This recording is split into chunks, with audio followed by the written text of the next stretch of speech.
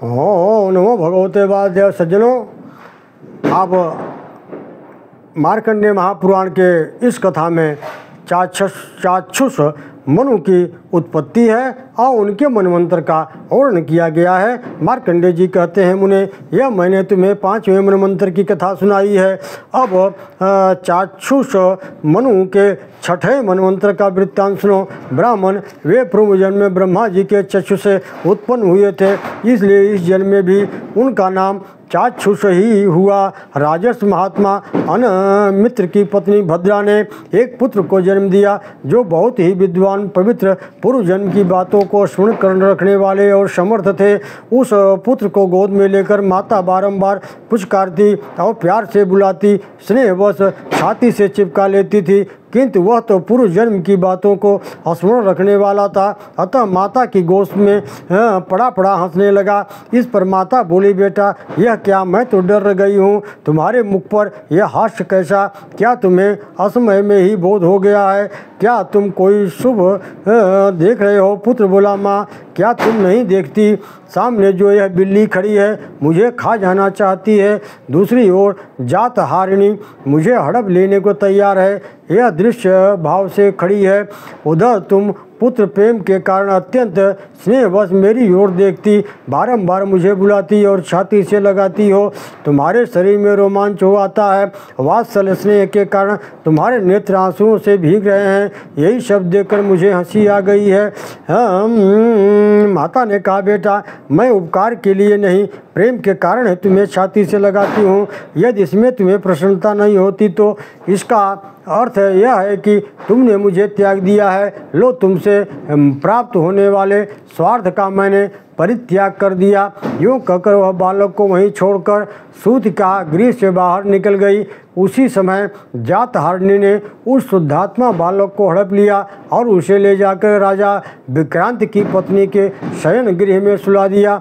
फिर रानी के नवजात पुत्र को ले जाकर के दूसरे के घर में रख दिया और उसके बालक को ले जाकर के अपना ग्रास बना लिया। इस प्रकार नवजात शिशुओं को चुराने वाली वह क्रूर राक्षसी तीसरे घर के बालक को खा लिया करती थी।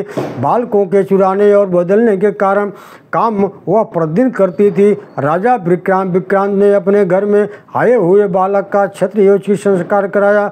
बड़ी प्रसन्नता के साथ नामकरण संस्कार की विधि पूरी करके उसका नाम आनंद रखा।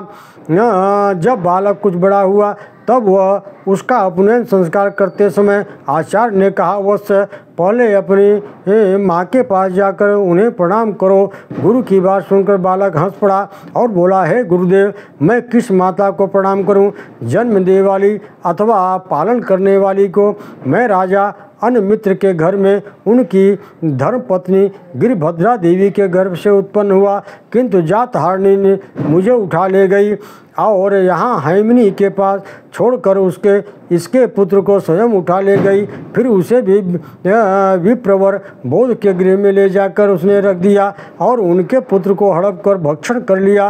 रानी हैमिनी का पुत्र वहाँ ब्राह्मणोचित संस्कारों के साथ पालित हो रहा है और मेरा यहाँ आप संस्कार करा रहे हैं। मुझे आपकी आज्ञा का पालन करना है, अतः बताइए कि किस माता के पास प्रणाम करने के लिए जाऊँ? हाँ, गुरु बोले, बेटा यह बड़ा गहन संकट उपस्थित हुआ है, मेरी समझ में कुछ नहीं आ रहा है, मोह से मेरी बुद्धि भ्रांत हो रही है। आनंद ने कहा, महर्षि संसार की ऐसी ही अवस्था है, इसमें मोह के लिए कहाँ अवसर है।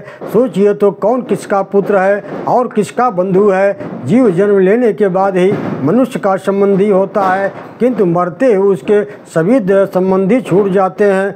जहाँ भी जिसका जन्म हुआ है और जन्म के साथ ही बंधु बांधवों से संबंध जुड़ गया है, उस देह का अंत होते ही सारा संबंध टूट जाता है। इसलिए मैं कहता हूँ, संसार में रहने वाले जीव का कोई भी बंधु बांधव नहीं है। भला कौन किसी के साथ सदा ही बंधुत्व निभाता है। मैंने तो इसी जन्म में 2 माताएं और 2 पिता प्राप्त कर लिए हैं, फिर भी यदि दूसरी देह धारण करने पर संबंध बढ़े तो इसमें आश्चर्य की क्या बात है। अतः अब मैं तपस्या करूँगा आप विशाल नामक ग्राम से इस राजा के पुत्र को, जो चैत्र नाम से विख्यात है, यहाँ बुला लीजिए। आनंद की बात सुनकर राजा अपनी स्त्री और बंधु बांधवों के साथ बड़े विस्मय में पड़े और उसकी ओर से ममता हटाकर उन्होंने उसे बन जाने की अनुमति दे दी। फिर अपने पुत्र चैत्र को बुलाकर उसे राज्य करने के लिए योग्य बनाया और जिसने पुत्र बुद्धि से उसका पालन किया था उस ब्राह्मण को भी भली भांति सम्मान किया। आनंद तपस्या में लगे थे। उन्हें तपस्या करते देख ब्रह्मा जी ने पूछा, वत्स बताओ तो सही, किस लिए इतना कठोर तप कर रहे हो? आनंद ने कहा, भगवान, मैं आत्मशुद्धि के लिए तपस्या कर रहा हूँ। बंधन के हेतुभूत जो मेरे कर्म हैं उनका नाश हो जाए, यही इस तपस्या का उद्देश्य है। ब्रह्मा जी बोले, जिसके कर्म भोग कर अधिकार क्षीण हो जाता है वही मुक्त के योग्य होता है, जिसके पास कर्मों का संचय है वह नहीं। तुम तो सत्वाधिकारी हो, मुक्त कैसे पा सकोगे? तुम्हें छठवां मनु होना है। अतः चलो अपने अधिकार का पालन करो। तुम्हारे लिए तपस्या की आवश्यकता नहीं है। मनु की मर्यादा का पालन करके तुम मुक्त हो जाओगे। ब्रह्मा जी के यूँ कहने पर परम बुद्धिमान आनंद ने तथास्तु कहकर उनकी आज्ञा स्वीकार की और तपस्या से विरत होकर मनु का कार्य पूर्ण करने के लिए वहाँ से चल दिए। ब्रह्मा जी ने उन्हें तपस्या से हटाते समय चाक्षुषु नाम से संबोधित किया था, इसलिए वे उसी नाम से प्रसिद्ध हो गए। उन्होंने राजा उग्र की कन्या विदग्धा से विवाह किया और उसके गर्भ से विख्यात पराक्रमी अनेक पुत्र उत्पन्न किए।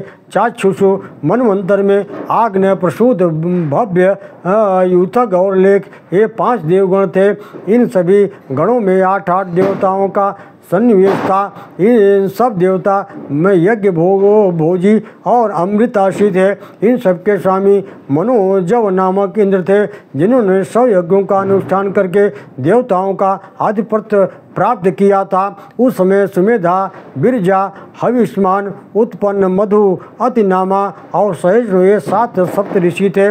उरु, पुरु और सदोम्र आदि महाबली नरेश चाक्षुषु के मनु के पुत्र थे, जिन्होंने इस पृथ्वी का राज्य किया। इस समय वे वैश्वत नाम के 7वें मनु राज्य कर रहे हैं। वर्तमान में उनके मनमंत्र में जो देवता आदि हुए हैं, अब इसके आगे की कथा में उनका वर्णन किया गया है। ओम नमो भगवते वासुदेवाय।